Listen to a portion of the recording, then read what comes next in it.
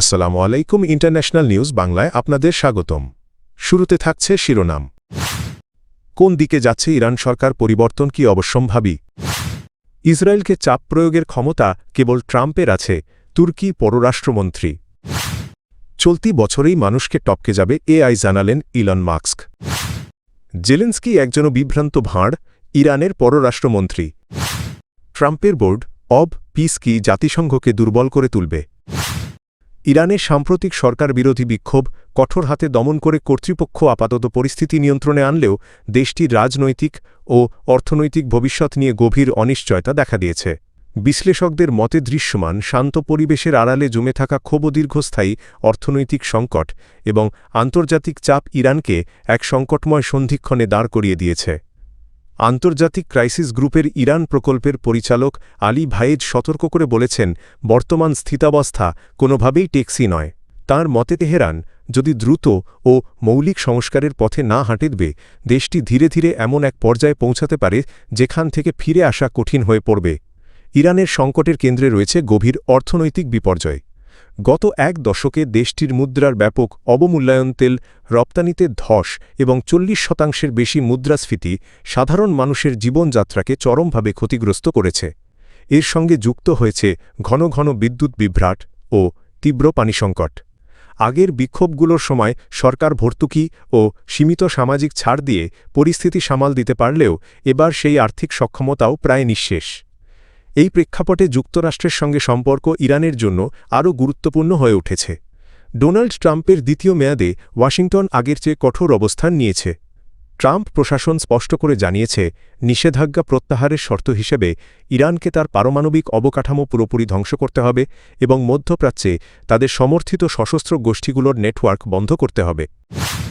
অবরুদ্ধ গাজায় ইসরায়েলের আগ্রাসন বন্ধ করতে কার্যকরভাবে চাপ প্রয়োগ করার ক্ষমতা একমাত্র যুক্তরাষ্ট্রের প্রেসিডেন্ট ডোনাল্ড ট্রাম্পেরই রয়েছে বলে মন্তব্য করেছেন তুরস্কের পররাষ্ট্রমন্ত্রী হাকান ফিদান।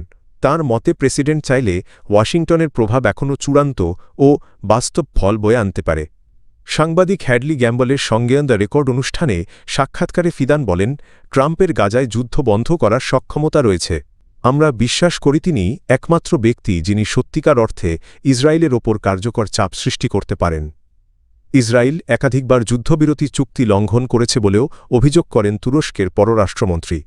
তিনি বলেন, গাজায় মানবিক বিপর্যয় বন্ধ করতে আন্তর্জাতিক সম্প্রদায়ের রাজনৈতিক সদিচ্ছা থাকলেও বাস্তবে প্রয়োজনীয় চাপ প্রয়োগ করা হচ্ছে না। গাজায় তুরস্ক সেনা পাঠানোর সম্ভাবনা নিয়ে প্রশ্ন করা হলে হাকান ফিদান প্রেসিডেন্ট রিসেপ তাইয়েপ এরদোগানের বক্তব্য স্মরণ করিয়ে দেন। তিনি বলেন, এরদোগান স্পষ্ট করে জানিয়েছেন, শান্তি পরিকল্পনাকে সমর্থন দিতে তুরস্ক তার সামর্থ্যের সর্বোচ্চ ব্যবহার করতে প্রস্তুত। ফিদানের এই মন্তব্য এমন এক সময় এলো যখন গাজা সংকট নিয়ে আন্তর্জাতিক অঙ্গনে কূটনৈতিক তৎপরতা বাড়লেও স্থায়ী যুদ্ধবিরতির বিষয়ে এখনও কোনো দৃশ্যমান অগ্রগতি দেখা যাচ্ছে না। সময়কে ছাপিয়ে দ্রুতগতিতে এগিয়ে চলেছে তথ্য প্রযুক্তি। আর এই অগ্রযাত্রার সবচেয়ে বড় চ্যালেঞ্জ হয়ে উঠেছে আর্টিফিশিয়াল ইন্টেলিজেন্স, এআই বা কৃত্রিম বুদ্ধিমত্তা। বিশ্বের অন্যতম ধনী উদ্যোক্তা ইলন মাস্ক সতর্ক করে জানিয়েছেন, আগামী 5 বছরের মধ্যেই এআই সম্মিলিতভাবে সমগ্র মানবজাতির বুদ্ধিবৃত্তিক সক্ষমতাকে ছাড়িয়ে যেতে পারে।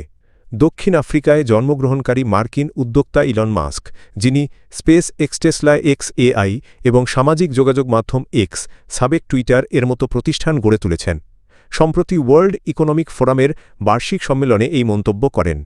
তিনি বলেন, কৃত্রিম বুদ্ধিমত্তা ও রোবোটিক্স এমন গতিতে উন্নত হচ্ছে যা খুব শিগগিরই সভ্যতা, অর্থনীতি ও মানুষের দৈনন্দিন জীবনকে আমূল বদলে দিতে পারে। ইলন মাস্কের মতে চলতি বছরের শেষ নাগাদ অথবা সর্বোচ্চ আগামী বছরের মধ্যেই এমন এআই তৈরি হবে যা বুদ্ধিমত্তায় যে কোনো মানুষের চেয়ে এগিয়ে থাকবে। তিনি আরও দাবি করেন, 2030 বা 2031 সালের মধ্যে এআই সমষ্টিগতভাবে মানবজাতির সম্মিলিত বুদ্ধিমত্তাকেও ছাড়িয়ে যেতে পারে। ইতোমধ্যে ফেসবুক, গুগল ও মাইক্রোসফটের মতো প্রযুক্তি জায়ান্টরা এআই ব্যবহার করে বহু কাজ সম্পন্ন করছে, যার ফলে কর্মসংস্থান কমছে এবং বাড়ছে কর্মী ছাঁটাই। এ কারণে অনেকে এআইকে বিজ্ঞানের অভিশাপ হিসেবেও দেখছেন। সুইজারল্যান্ডের দাভোসে বিশ্ব অর্থনৈতিক ফোরামের WEF সম্মেলনে ইরানের বিক্ষোভ দমনের কড়া সমালোচনা করায় ইউক্রেনের প্রেসিডেন্ট ভলোদিমির জেলেন্সকির বিরুদ্ধে তীব্র প্রতিক্রিয়া জানিয়েছেন ইরানের পররাষ্ট্রমন্ত্রী আব্বাস আরাকচি। জেলেনস্কির বক্তব্যকে কেন্দ্র করে সামাজিক যোগাযোগ মাধ্যমে কড়া ভাষায় আক্রমণ শানিয়ে তাকে বিভ্রান্ত ভাঁড় বলে আখ্যা দেন ইরানের এই শীর্ষ কূটনীতিক। গত বৃহস্পতিবার ২২ জানুয়ারি দাভোসে দেওয়া ভাষণে জেলেনস্কি বলেন, ইরানি কর্তৃপক্ষ যদি হাজার হাজার মানুষ হত্যার পরও ক্ষমতায় টিকে থাকতে পারে তবে তা বিশ্বের সব স্বৈরশাসকদের কাছে একটি বিপজ্জনক বার্তা দেবে যে পর্যাপ্ত মানুষ হত্যা করতে পারলে ক্ষমতা ধরে রাখা সম্ভব। জেলেনস্কির এই মন্তব্যের প্রতিক্রিয়ায় শুক্রবার ২৩ জানুয়ারি সামাজিক যোগাযোগ মাধ্যম দেওয়া এক ইংরেজি পোস্টে আব্বাস আরাকচি কড়া ভাষায় পাল্টা জবাব দেন। তিনি অভিযোগ করেন ইউক্রেনের প্রেসিডেন্ট তার দেশের দুর্নীতিবাজ জেনারেলদের সুবিধা দিতে মার্কিন ও ইউরোপীয় করদাতাদের অর্থ অপচয় করছেন। জেলেনস্কির অতীত কৌতুকাভিনেতা পরিচয়ের প্রতি ইঙ্গিত করে আরাগচি লেখেন, বিশ্ব এখন এই ধরনের বিভ্রান্ত ভাঁড়দের কর্মকাণ্ডে ক্লান্ত। একই সঙ্গে তিনি দাবি করেন ইরান নিজের দেশ রক্ষা করতে সক্ষম এবং ইউক্রেনের মতো বিদেশি সহায়তার জন্য অন্যের ওপর নির্ভরশীল নয়। সুইজারল্যান্ডের দাভোসে অনুষ্ঠিত বিশ্ব অর্থনৈতিক ফোরামের সম্মেলনের সাইডলাইনে মার্কিন প্রেসিডেন্ট ডোনাল্ড ট্রাম্পের ঘোষিত Gaza board piece Basanti board বিশ্বজুড়ে তীব্র বিতর্কের জন্ম দিয়েছে। প্রাথমিকভাবে গাজা উপত্যকায় শান্তি প্রতিষ্ঠা ও যুদ্ধ পরবর্তী পুনর্গঠনের লক্ষ্যে এই বোর্ড গঠনের কথা বলা হলেও এর অন্তরালে ট্রাম্পের ব্যক্তিগত রাজনৈতিক উচ্চাকাঙ্ক্ষা এবং জাতিসংঘের ভূমিকা খর্ব করার একটি পরিকল্পিত প্রচেষ্টা রয়েছে বলে আশঙ্কা প্রকাশ করছেন বিশ্লেষক ও কয়েকজন বিশ্বনেতা। আন্তর্জাতিক সংবাদ সংস্থাগুলোর তথ্যমতে বোর্ডটির প্রস্তাবিত গঠনতন্ত্র অনুযায়ী ডোনাল্ড ট্রাম্প আজীবনের জন্য এর চেয়ারম্যান হিসেবে দায়িত্ব পালন করবেন। এর ফলে প্রেসিডেন্সি শেষ হওয়ার পরও তিনি নিজেকে বৈশ্বিক রাজনীতিতে একজন প্রভাবশালী ও অপ্রতিদ্বন্দ্বী মধ্যস্থতাকারী হিসেবে প্রতিষ্ঠা করতে চাইছেন, এমন ব্যাখ্যা দিচ্ছেন পর্যবেক্ষকেরা। এই বোর্ডের অন্যতম বিতর্কিত দিক হল এর সদস্যপদ লাভের আর্থিক শর্ত ও কেন্দ্রীভূত ক্ষমতা কাঠামো। প্রস্তাব অনুযায়ী স্থায়ী সদস্যপদ পেতে সংশ্লিষ্ট দেশগুলোকে এককালীন $100 কোটি $1 বিলিয়ন প্রদান করতে হবে। এই শর্তকে ঘিরে বিশ্বজুড়ে টু প্লে বা অর্থের বিনিময়ে প্রভাব ও ক্ষমতা কেনার অভিযোগ উঠেছে।